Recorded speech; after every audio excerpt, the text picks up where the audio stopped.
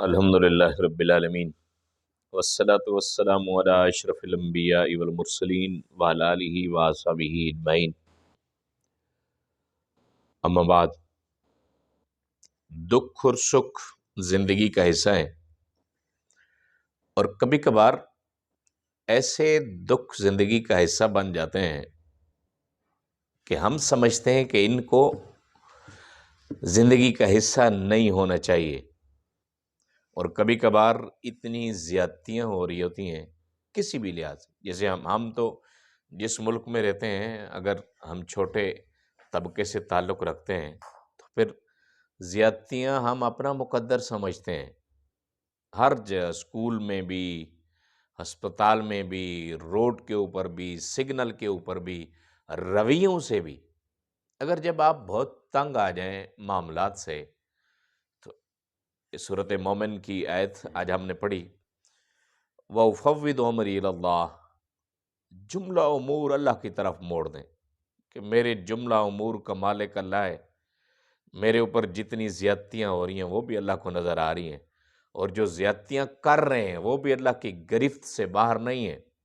آگے فرمایا کہ ان اللہ بصیر بالعباد، اللہ تعالیٰ تو بصارت رکھتا ہے، دیکھ رہا ہے بالعباد، اپنے بندوں کو۔ اپنے بندوں کی طرف اس کی نظر ہے۔ جس نے ظلم کیا ہوگا وہ اللہ کی گرفت میں ہوگا، اور جو مظلوم ہوگا وہ بھی روبرو خدا کھڑے ہو کے کہے گا کہ اس نے تو میرے اوپر اتنے اتنے ظلم کیے تھے۔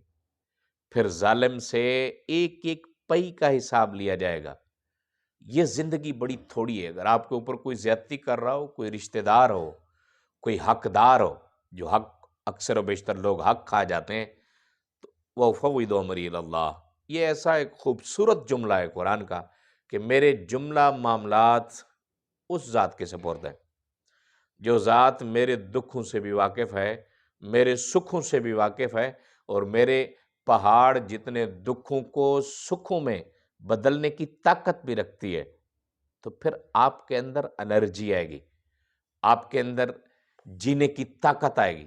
آپ بزدل نہیں ہوں گے کہ یار اب تو دنیا نے میرے اوپر زمین تنگ کر دی۔ نہ نہ نہ نہ، سارے معاملات اللہ تعالیٰ دیکھ رہا ہوتا ہے، اور وقت آنے پر فیصلہ کرتا ہے۔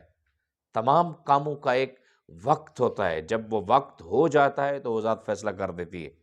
تو جتنے بھی معاملات ہیں سب اللہ کے سپرد کریں۔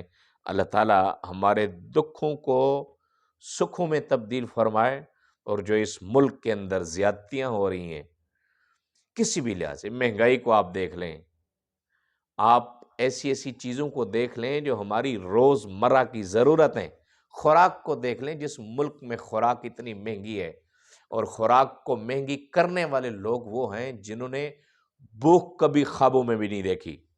اللہ حساب لے گا سب سے۔ اللہ تعالیٰ ہم سب کے اوپر کرم فرمائے۔ وآخر دعوانا الحمدللہ رب العالمین۔